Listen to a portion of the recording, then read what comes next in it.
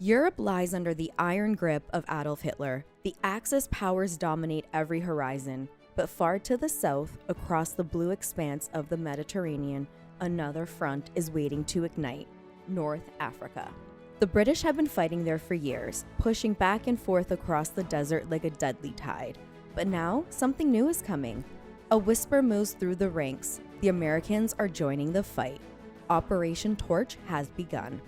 The idea was daring, almost reckless. Instead of attacking occupied Europe head-on, the Allies would strike the underbelly of the Axis, the French territories of Morocco and Algeria. On paper, these lands were controlled by the Vichy French, a government that had surrendered to Germany but wasn't fully trusted by either side. The Allies hoped they would join them, but no one knew for sure. In the weeks before the invasion, maps were drawn in secret. Naval convoys gathered quietly in ports along Britain and the US coast. Thousands of young men, most of them barely out of school, boarded ships without knowing where they were headed.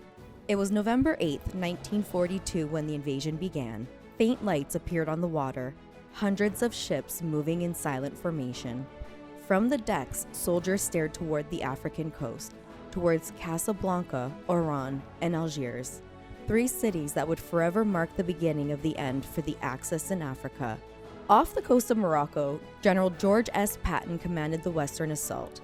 He was a man made for war. Under his command, waves of landing craft headed towards the beaches of Casablanca.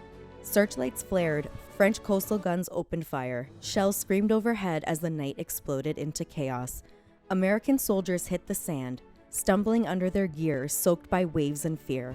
Bullets cut through the air, tearing into the surf. But they pressed forward, dragging themselves across the beaches until they reached the dunes. By sunrise, the tricolor flags of Vichy France still flew above the harbor. But by sunset, they were coming down. Casablanca had fallen. In Oran, Algeria, the landings were fierce and confused. The French gunners, unsure of whom to fight for, fired warning shots that quickly turned deadly. American troops stormed the beaches under heavy fire, trying to capture the port before German reinforcements could arrive.